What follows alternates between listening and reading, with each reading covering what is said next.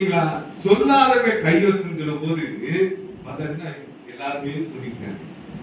தேவனுடைய பிள்ளைகளே, நானும் நீங்களும் ஆண்டுடைய வருகையை அறிவிக்கிறவர்களாக அல்லேலூயா. இயேசு மணவாளன் சீக்கிரம் வரப்போகிறார். ஆகவே அந்த நற்செய்தியை நாம் அறிவிக்கணும். ஆத்மா ஆதாயம் பண்ணுகிறது நம்முடைய வேலை. ஆமென். மதியடனே உன் ஆத்மா அவனுக்கு மரிப்பாயானால் அது எங்கு போவாய் என்று சொன்னது மாதிரி இன்று நமது சரீரத்திலிருந்து நம்முடைய ஆவி போனால் எங்கு போகும்? ஆமென். தேவனுடைய பிள்ளைகளே, நாம் மட்டும் ரட்சிக்கப்பட்டா போராது, நாம் மட்டும் மனம் திரும்பினா போராது. நம்மை சார்ந்து இருக்கிற மற்றவர்களுக்கு சுவிசேஷம் அறிவிக்க வேண்டும். அல்லேலூயா. அதுதான் நம்முடைய பிரதான கடமை பிரியமானவர்களே. ஆகையால் அதை விட்டுவிடக் கூடாது. இயேசு கிறிஸ்து அவன் சோதரம் மரணத்தை வென்றார். ஆகவே அவன் சோதரம் அது இயற்கைக்கு அப்பாற்பட்டதாய் காணப்பட்டது. அவன் சோதரம் வேதத்தை வாசிக்கிற போது அப்போஸ்தலர் நடவடிக்கை புத்தகத்துல 3:15 அவர் சாட்சி கொடுத்தார் என்று சொல்லப்பட்டிருக்கிறது. இயேசு கிறிஸ்துவானவர் உயிர்த்தெழுந்தது அது வரலாற்று உண்மை. ஏன்னா வரலாற்றையே மாற்றிக் கொண்டவர் நம்முடைய ஆண்டவர். ஆமென். அல்லேலூயா. கிறிஸ்துவுக்கு முன் கிபி உண்டானதே இயேசு கிறிஸ்து. ஆகவே தான் தேவனுடைய பிள்ளைகளே, அந்த கல்லறையில அவர் இல்லை, உயிர்த்தெழுந்தார். மத்தேயு 28:6 சொல்லப்பட்டிருக்கிறது. அவர் இங்கே இல்லை, உயிர்த்தெழுந்தார். அல்லேலூயா. ஆமா, இன்னைக்கு பூமிக்குரியவரை தேடிட்டு இருக்கிறாங்க. ஆனால் அவர் இங்கே இல்லை, உயிர்த்தெழுந்தார் என்று சொல்லப்பட்டிருக்கிறது. ஒன்று கொரிந்தியர் 15:6 சொல்லப்பட்டிருக்கிறது. எல்லாருக்கும் தரிசனமானார், எல்லாரும் பார்த்தார்கள், கல்லறையில் இருந்து உயிர்த்தெழுந்த ஆண்டவரை தான் ஆராதிக்கிறோம். ஆமென். நம்முடைய ஆண்டவர் பரிசுத்தம் உள்ளவர். நான் பரிசுத்தர், ஆகையால் நீங்கள் என்ன செய்யுங்க? பரிசுத்தமாயிருங்கள். பரிசுத்தம் இல்லைன்னா யாருக்கு தேவனை தரிசிக்க முடியும்? அல்லேலூயா. Holy God. இந்த பரிசுத்தம் என்கிற வார்த்தை இயேசு கிறிஸ்து மாத்திரமே. ஆமென். அவனுக்கு நிறைய கடவுள் என்று சொல்லப்பட்ட அவங்களுக்கு ஆல்கஹால் மதுபானம் இருந்தாதான் ஸ்பிரிட் வரும். ஆனா நம்முடைய ஆண்டவர் உள்ளம் உடைந்து அவன் இரக்கத்தோடு தெய்வமே என்று சொல்லி கூப்பிடுகிற போது ஆண்டவர் நம்ம உள்ளத்திலே வாசம். அல்லேலூயா. ஆகவே அவன் சொல்றான், ஆண்டவர் உயிர்த்தெழுந்த ஆண்டவர் எதற்கு இந்த பூமியிலே வந்தார் என்று சொன்னால் ரோமர் 4:25 வாசிக்கலாம், விரைவாய் வாசிக்கலாம். ரோமர் 4:25 அவர் நம்முடைய பாவங்களுக்காக ஒப்பு கொடுக்கப்பட்டும்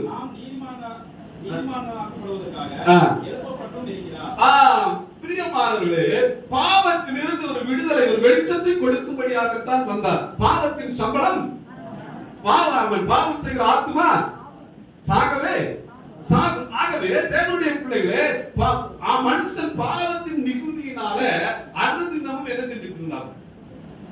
ஆடு மாடு கோழி எல்லாத்தையும் பலியிட்டு இருந்தாங்க. அப்படிதானே? ஆமா. ஒரு பாவம் செஞ்சா குற்ற நிவாரண பலி, பாவ நிவாரண பலியாக அங்கு. ஏன்னா உயிர் எதுலதான் இருக்குது? எதுல இருக்குது? ரத்தத்துல. மனுஷனுடைய ரத்தத்துல தான் உயிர் இருக்கு. அப்படிதானே? அப்படிதானே? பாக்குறேன், வேணா செக் பண்ணி பாருங்க. சரீரத்திலிருந்து ரத்தத்தை எடுத்துட்டாங்கன்னா உயிர் வாழ முடியுமா? முடியாது. இந்த ரத்தத்துல தான் ரத்த ஓட்டம் நின்றுட்டுனா அவ்வளவுதான்.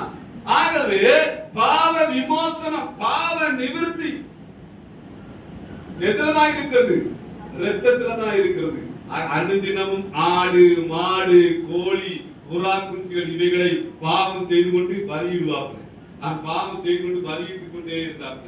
எப்பா எல்லாம் அனுதினம் பாவம் பெருகிக் கொண்டே இருந்தது. இயேசுவானவர் ஆமென். அவர பிதாமான பூமியிலே நம்ம யோவான் 3:16 சொல்லுகிறபடி தன்னுடைய ஒரே பேரான குமாரனை இந்த பூமிக்கு அனுப்பினார். அல்லேலூயா. ஆகவே இயேசு கிறிஸ்து சிலுவையிலே அடிக்கப்படுவதற்கு காரணம் என்ன தெரியுமா? சிலுவையிலே நொறுக்கப்படுவதற்கு காரணம் என்ன தெரியுமா?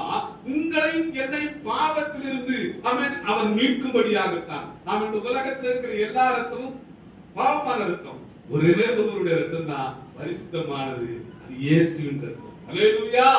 ஆகவே அந்த பாவத்திலிருந்து விடுதலை கொடுக்க வேண்டும் என்று சொன்னார் இயேசுவினுடைய ரத்தம் தான். ஆகவே இந்த பூமியில வாழ்கிற வாழ்க்கை கொஞ்ச நாள், 70 வருஷம் 80 வருஷம் 100 வருஷம் தான். அதற்கு முன்னாடி நீ போகுமான்ற டவுட் தான். அதனால நான் பெரியவன் நீ பெரியவன் என்கிற போட்டி பொறாமை வேண்டாம். கண்ட சகோதரத்துல அன்பு கூறாதவன் காணாத தெய்வத்திடத்துல எப்படி அன்பு கூறுவான்? நிறைய பேர் சொல்லுவாங்க, சின்ன அக்கா தங்கச்சி அண்ணன் தம்பிக்குள்ள சண்டை, மாமி மருமகளுக்குள்ள சண்டை, அவன் இதெல்லாம் இருந்தா நித்திய ராஜ்யத்துக்கு போக முடியாது. அன்பில்லாதவன் தேவனை அறியார். ஓம் சிவாய நமக. ஆமென். சிவம் தேவன் அன்பாகவே இருக்கிறார். நம்முடைய கடவுள் எப்படிப்பட்டவர்? அன்பு செலுத்தினபடினால தான் தன்னையே கொடுத்தார். அல்லேலூயா. நிறைய பேர் சர்ச்சுக்கு போவாங்க, ஆனா பார்த்தாச்சுன்னா ஒரே வீட்டுல இருப்பாங்க, மாமியார்ட்ட மருமகள் பேச மாட்டாங்க, மருமகன் மாமியார்ட்ட பேச மாட்டாங்க. கேட்டா அந்நிய பாஷையில நிரப்புவாங்க, ஆவியில நிரப்புவாங்க. மாமனாருக்கு செய்ய வேண்டிய வேலை, மாமியாருக்கு செல்ல கொடுக்க கனத்த மரியாதை சொல்லுங்க. இதெல்லாம் ஆண்டவர் அருவருக்கிறார். அல்லேலூயா. ஒருவேளை இங்க மாமியார் மாமனார்கள் இருப்பாங்கன்னா அப்பா அம்மாவை போல பார்க்கணும், மருமகள் இருப்பாங்கன்னா தன்னுடைய மகளை போல பாவித்து பார்க்கணும். அப்பதான் எங்க இடம்? பரலோக ராஜ்யத்துல. அல்லேலூயா. இயேசு கிறிஸ்து சிலுவையில அவன் கொஞ்சம் குறைய 39 அடி அடித்தவரையும் இருக்க அணைத்து கட்டி பிடித்து அவன் முத்தம் கொடுத்து காட்டி கொடுத்த யூதாசை ஆண்டவர் செய்தார்.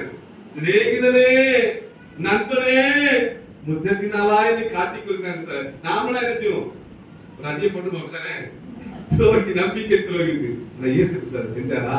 கடைசி சாமி உயிர் இருக்கிறதா என்று சொல்லி விழாவிலே ஈட்டி எடுத்து குத்தி கொடுமைப்படுத்தின கசந்த காடியை கொடுத்து அவன் சரீரமெல்லாம் வேதனை உச்சத்துல, அவருடைய சரீரமெல்லாம் நிலத்தை அவன் கலப்பை வீழ்ப்பது போல் அங்காங்கே பிக்கப்பட்ட சூழ்நிலை சிலுவையில துடிதுடித்துக் கொண்டிருக்கிற போது பிதாவை நோக்கி சொல்கிறார். நாமனா வஞ்சிட்டு இருப்போம், அவன் நாசமா ஏதோ ஒன்று சொல்லுவோமா, ஆனா இயேசு துடிக்க வேதனையை சொல்றார். கொடுமைப்படுத்தினவரை பார்த்து பிதாவே இவர்களை மன்னியும் என்று சொல்லி, அப்படிப்பட்ட தெய்வத்தை தான் நீங்களும் நானும் ஆராதிக்கிறோம். நாம் கிறிஸ்தவன் என்று சொல்வதற்கு உண்மையாய் சொல்லுவோம் என்று சொன்னார். இயேசுடைய சுவாபம் நமக்குள்ளாய் வர வேண்டும். அல்லேலூயா. ஆமென் சொல்றார். அன்பு சரிதார் பக்கத்துல நான் பரிசுத்த ஆவியை பெற்றுக் கொண்டுட்டேன், எனக்கு அந்நிய பாஷை வர இருக்கிறது, நான் கிறிஸ்தவன் என்று சொல்றதுல ஒண்ணுமே. சத்துருவ சிநேகிக்கணுங்க, பகைவரிடத்துல அன்பு கொள்ளணுங்க, அதுதான் உண்மையான அன்பு. ஒன்ன சொல்லட்டுமா? அவன் சொல்ற என்ன பல பிரச்சனைக்குள்ளாக்கி நான் என்ன அடி கொஞ்சம் ரொம்ப கஷ்டப்படுத்தினாங்க. ஒரு நபர் என் பேரை போட்டு போஸ்டர் அடிச்சுட்டாப்ல. அவர் பேர் காளி. போஸ்டர் அடிச்சுட்டு அவர் பார்த்தாச்சுன்னா அவரு அந்த பெரிய வீர் போஸ்டர் எங்க பார்த்தாலும் தினகரனை கைது செய், தினகரனை அந்த கூட்டத்தை முடக்குன்னு சொல்லி அவர் பத்திரிகையில போஸ்டர்ல எல்லாம் அடிச்சிட்டாங்க. அந்த நபர் அடுத்த வாரம் அந்த டிரைவ் ஸ்கூலுக்கு அவர் வச்சிருந்தா அங்க வந்தார். நான் பிரதர் அப்படின்னு கை வேற இதை கம்ப்ளைண்ட் பண்ண அவரும் எதிர்பார்க்கறது கை கட்டினேன். பிரியமானவர்களே, நாம உண்மையான தெய்வத்தை ஆராய்ச்சி நமக்குள்ள பகை இருக்கக்கூடாது, வஞ்சகம் இருக்கக்கூடாது. நான் சாட்சியை சொல்லணும்னா அது தாங்க முடியாத விவரம் தான். ஏன்னா நான் என் மனைவி பல நாள் வெடித்த கண்ணி, பல நெருக்கங்கள் ஆராய்ச்சி நடத்தி கொண்டிருக்கும் போதே போலீஸ் அதிகாரிகள் தடை பண்ணினார்கள். 2 ஆண்டுகளாய் நடத்த முடியாத அளவில் சபை கூட்டப்பட்டது.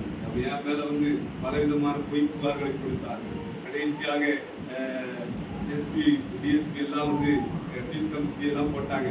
ஆனா ஒண்ணுக்கு நான் பதில் கொடுக்கல. என் மேல என்னென்ன வழக்கெல்லாமோ போட்டு முயற்சி பண்ணினாங்க. கொலை முயற்சி வழக்கு, இயேசுவை ஏற்றுக்கொள்ளாவிட்டால் தலையெழுத்துருவார் என்று சொல்லி எல்லாம் நடக்க. நான் எதுவுமே தாங்கல. கடைசி இவரை எப்படிதான் வளர்க்கலான்ட்டு தாசில்தார் ஃபீஸ் கமிட்டி போட்டு இருந்தேன். அதுலயும் நான் இருக்கிறேன். ஜெயில தூக்கி போட்டால் என் தெய்வத்தை ஆராதிக்காமல் என்னால் இருக்க முடியும். மாறாக ஒரு நாள் சண்டே கூட்டத்துக்கு வரும் சனிக்கிழமை லெட்டர் தர்றாங்க. சட்ட ஒழுங்கு பிரச்சனை, ஆகவே நடத்த முடியாது. நான் வாங்கிட்டேன். மறுநாள் காலையில ஞாயிற்றுக்கிழமை ஆராதிக்கலாம் சொல்லி பார்க்கிற போது அதிரடிப்படை வண்டியெல்லாம் நிற்கிறது, போலீஸ் எல்லாம் குவிக்கப்பட்டது. கொஞ்சம் பேர் தான் வரும் மக்கள், எல்லாம் அரசு பண்ணுவதற்காக. நான் அந்த வாரத்தில் நடத்த முடியும் மரத்தில் ஒரு சில அதிகாரிகளுக்கு கேட்டு நடத்துறேன். 2 வருஷம் ஒரு மலையில அது ஒரு வீடுல போய் தான் ஆராதிக்க நடந்தது.